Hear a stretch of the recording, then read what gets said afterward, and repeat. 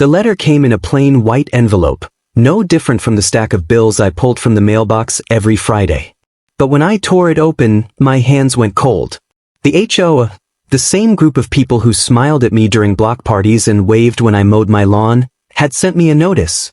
According to them, I owed a $200 fine for leaving my garbage cans out past 9 a.m. one Saturday.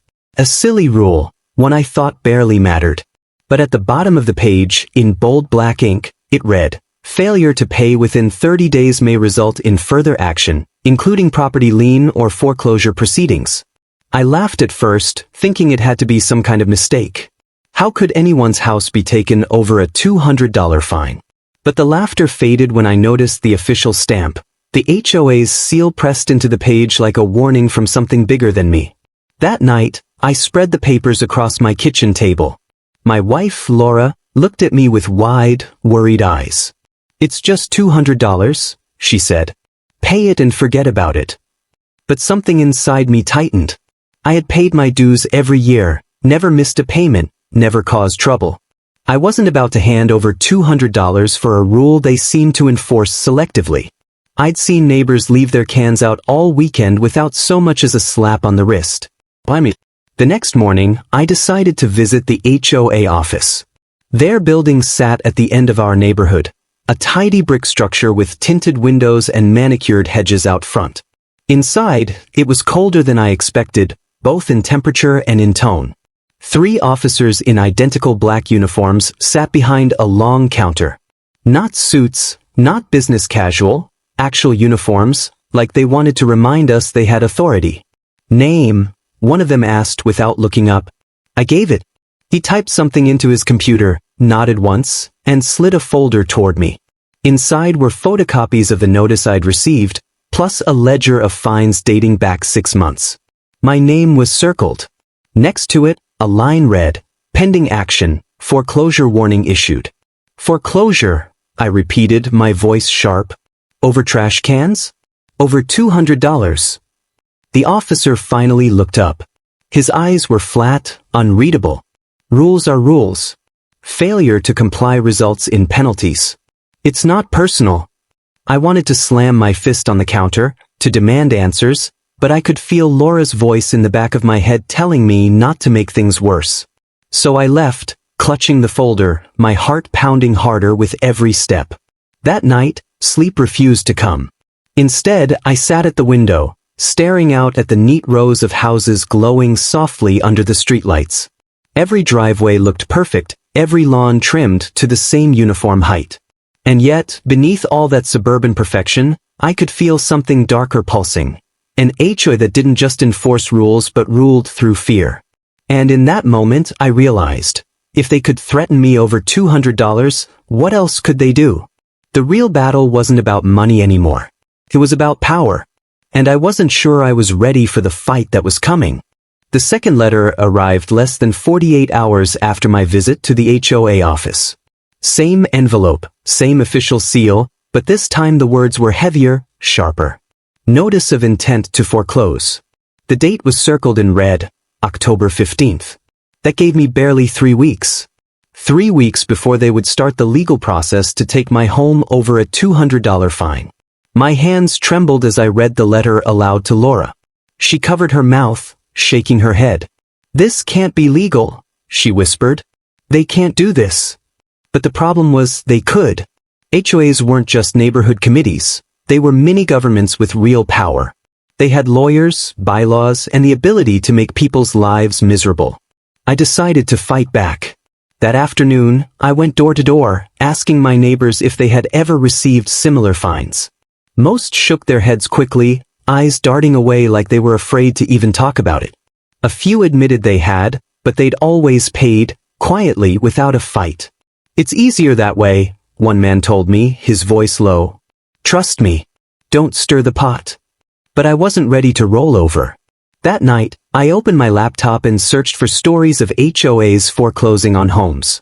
To my horror, case after case popped up, people who lost houses over fines as small as $50. Some fought back and lost. Others disappeared, their homes sold at auction while they scrambled for a place to live. My anger turned into determination. If I was going down, I wouldn't go quietly. The next day, I attended the monthly HOA board meeting. The room was crowded, neighbors sitting in neat rows of folding chairs. At the front sat the board, 5 officers in black uniforms, their faces blank and polished like they'd been trained not to show emotion. When it was my turn to speak, I stood tall, holding both letters in my hand. "You're threatening to take my house over a $200 fine," I said loudly, so everyone could hear. "This isn't about rules. This is about intimidation. And I won't let you bully me." A murmur spread through the crowd. People shifted in their chairs, some nodding, others looking down at their feet. The chairwoman of the HOA, a tall woman with silver hair pulled tight into a bun, leaned forward. "Mr. Carter, we have no interest in intimidation. We are simply enforcing the bylaws that you agreed to when you purchased your home. If you choose not to pay, consequences will follow." Her voice was calm, almost too calm, like a snake coiling before a strike. I raised the papers high. "This is wrong and I'll fight it. You can't scare me into silence." Silence filled the room. For a moment, I thought maybe, just maybe, I had made an impact. But then the chairwoman's lips curled into the faintest smile. "Then fight," she said simply. That smile followed me all the way home. Later that evening, as I replayed the meeting in my mind, Laura placed a hand on my shoulder. "This is getting dangerous," she whispered. "You need to be careful." She was right, because the fight had only just begun. And the more I thought about it, the more I realized I wasn't just battling for my house. I was battling for every neighbor too afraid to speak. That night, I sat down to record everything. Dates, names, conversations, copies of the letters. If they were going to come after me, I was going to be ready. But as I was organizing the papers, my phone buzzed. A text from an unknown number appeared on my screen. "Stop before it's too late." The morning sun spilled across my front yard, golden and calm, but what I saw waiting for me in the grass made my stomach twist into knots. A single envelope, unmarked, lay pinned to the lawn with a metal stake. No stamp, no return address.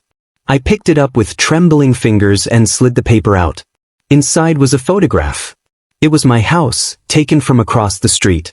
The blinds in our bedroom window were half open, the porch light still glowing faintly from the night before. The message scrawled across the bottom in red ink read, "Obey the rules, or if..." My chest tightened. This wasn't just about fines anymore. Someone had been watching us. Laura came to the door just as I shoved the photo back into the envelope. I didn't want her to see it, but she caught the look on my face. "What is it?" she asked, her voice unsteady. I showed her. Her hand flew to her mouth, her eyes wide with fear. This is insane. We need to call the police." And we did.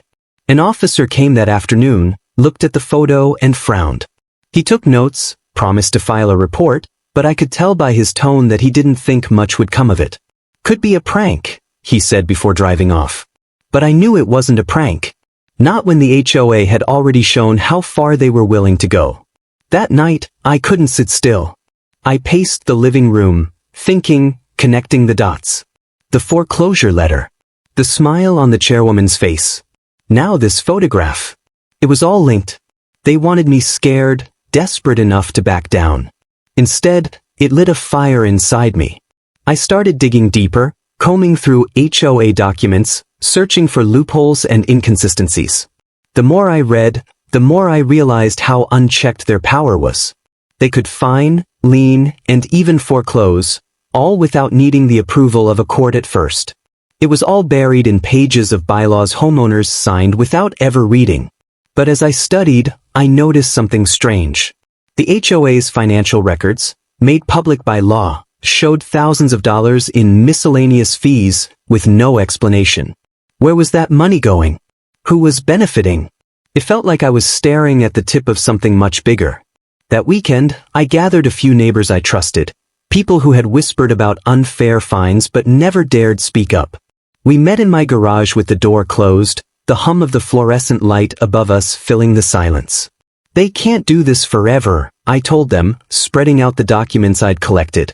"They're using fear to control us. But if we stand together, they can't take us all down."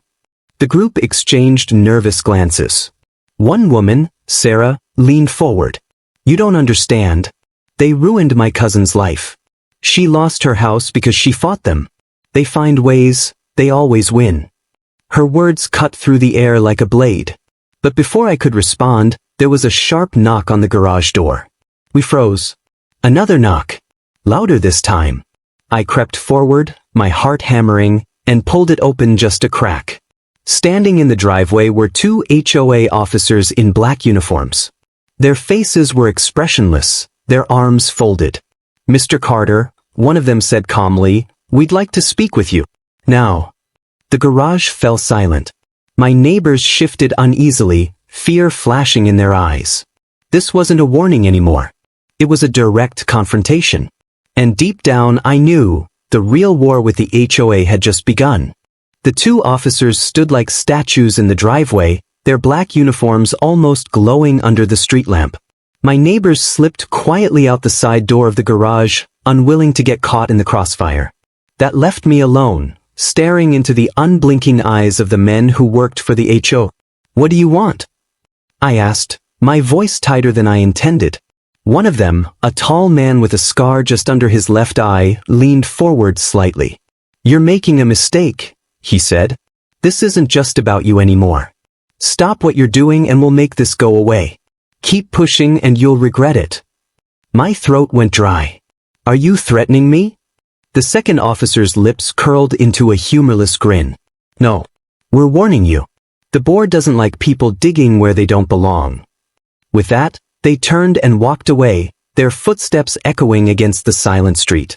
I stood frozen until they disappeared into the shadows, then shut the garage door and locked it tight. Inside, Laura was waiting. She had overheard every word. "This is getting worse by the day," she whispered, her face pale. "You need to let it go before they ruin us."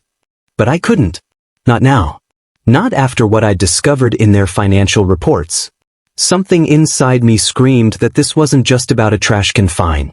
It was about corruption running deep beneath the perfectly trimmed lawns and smiling faces. The next morning, I decided to test my theory. I drove to the county clerk's office and requested every public record tied to the HOA: liens, property transfers, lawsuits. The clerk handed me a stack so thick it nearly spilled out of my arms.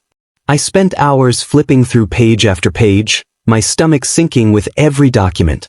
The pattern was undeniable. Families fined for small infractions. Liens placed on their homes. Then, just months later, those same homes sold at auction, often purchased by companies connected to HOA board members. It was a cycle. A machine. They weren't just enforcing rules. They were profiting off foreclosures. By the time I left the clerk's office, my hands were shaking. The HOA wasn't a neighborhood association, it was a business empire feeding on the very people it claimed to protect. I rushed home and spread the documents across the dining table. Laura stared at them horrified. This is criminal." Before I could respond, the doorbell rang. I froze. My heart thudded in my chest. Slowly, I walked to the front door and opened it. A single box sat on the porch. No label. No sender. Just a plain cardboard box. I brought it inside and set it on the table. Laura hovered behind me, biting her lip. I slit the tape with a knife and peeled the flaps open. Inside was a stack of photographs. Every picture was of me. Walking to the mailbox. Driving to work. Sitting at the kitchen table with Laura. Some were taken through windows, others from just a few feet away. At the very bottom of the pile was a single sheet of paper. In bold black letters it read, "You think you've uncovered something? You have no idea what you're dealing with." The room tilted for a moment as the weight of it hit me. This wasn't just intimidation anymore. This was surveillance. Control. And if I kept going, I wasn't sure what they would do next. But one thing was clear, I wasn't just fighting for my house anymore. I was fighting to expose the truth. And I had to decide, would I risk everything to bring them down? The call came late at night, just as Laura and I were locking up the house. The number was unknown. Normally, I would have ignored it, but something inside told me to answer. "Mr. Carter?" A hushed voice whispered. "Yes," I said cautiously. "This is Daniel. the voice continued. I'm on the HOA board. We need to talk. But not here. Not over the phone. Meet me at the old park by the lake. Midnight. Come alone. The line went dead before I could respond. Laura begged me not to go. Her eyes brimmed with fear, her hands clutching mine. This could be a trap, she said. They've been watching us. What if they're trying to lure you out? But I couldn't ignore it. This was the first crack in their armor, the first sign that someone on the inside wanted out. Just before midnight, I drove to the park. The lake shimmered under the moonlight, the air heavy with silence. At first, it seemed deserted. But then I spotted him, Daniel, sitting on a bench near the water, his shoulders hunched, a hood pulled over his head. You shouldn't have come, he said when I sat down. His voice trembled, eyes darting nervously toward the shadows. They'll kill me if they find out I'm here. My pulse quickened. Then why call me? He glanced around, then shoved a manila folder into my hands. Because I can't live with it anymore. What they're doing, it's wrong. They're using the fines as bait. They pick certain homeowners, slap them with ridiculous penalties, and when people can't, or won't, pay, they fast-track foreclosure. Then they sell the houses to shell companies they secretly own. Millions of dollars, Carter. They're stealing homes one by one. I opened the folder. Inside were contracts, financial statements, and emails between board members. Proof. Cold, undeniable proof. Why me? I asked. Why give this to me? His eyes finally met mine. Because you're the only one crazy enough to fight them. But listen, if you go public, you're signing your death warrant. They don't just ruin reputations. They erase people. A chill ran down my spine. What do you mean erase? He looked away, his jaw tightening. 2 years ago, another homeowner, name was Harris, tried to expose them. One night his house caught fire. They ruled it an accident. But I knew better. He vanished. His family disappeared too. No one talks about it, but we all know. My grip on the folder tightened. This was bigger and darker than I had imagined. Daniel stood suddenly, pulling his hood lower. I can't stay. If they catch me with you, it's over. Be careful, Carter. You don't know how deep this goes. And just like that, he was gone, swallowed by the shadows of the park. I sat frozen, the folder heavy in my lap. This was the weapon I needed, the key to bringing them down. But Daniel's warning echoed in my head. They wouldn't hesitate to destroy me to protect their empire. When I got home, Laura was waiting by the door. Her face was pale when she saw the folder. You found something, didn't you? I nodded. Enough to end them. She swallowed hard. Or enough to end us. I didn't sleep that night. I sat at the kitchen table, staring at the folder, knowing I had reached the point of no return. Either I buried the truth and lived in silence, or I went to war against the HO, risking everything. And deep down, I already knew my choice. The morning sun should have brought peace, but instead it felt like a spotlight on my every move. I sat at the dining table, the manila folder open, evidence spread out like a battle plan. Today was the day. I had decided to expose the HO, file complaints with the county, contact the media, and make sure the whole world saw the corruption festering beneath our perfect lawns. But before I could act, the HOA struck first.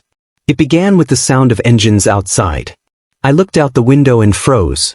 3 black SUVs pulled up in front of my house, their glossy paint gleaming under the daylight. Men in black uniforms stepped out, HOA officers, a dozen of them at least.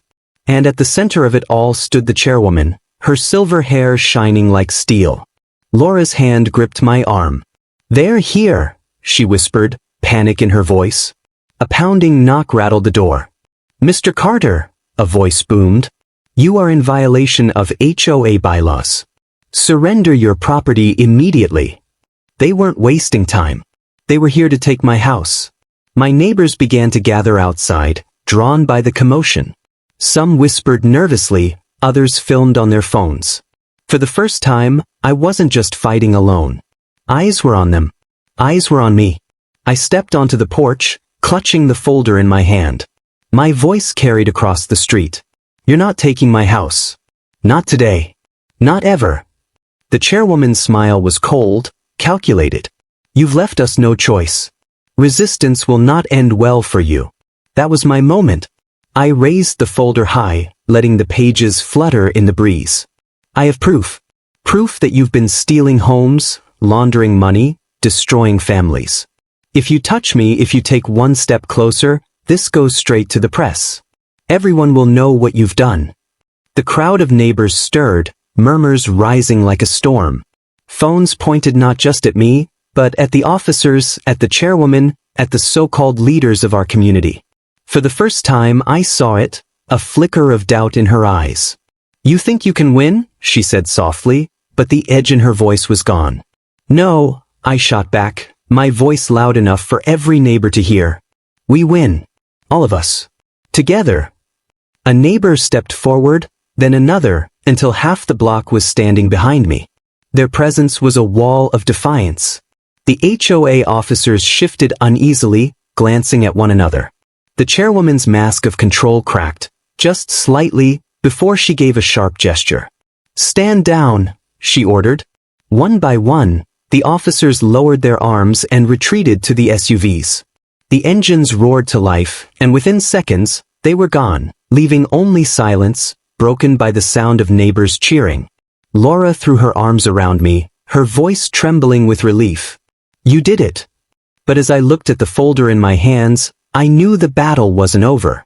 The HOA wasn't finished. They'd regroup, they'd fight back. But now the truth was out. And more importantly, the neighborhood wasn't afraid anymore.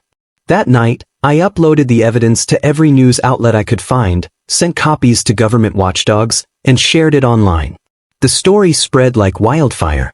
People from across the country reached out, telling me their own HOA horror stories, their own battles against corruption and control.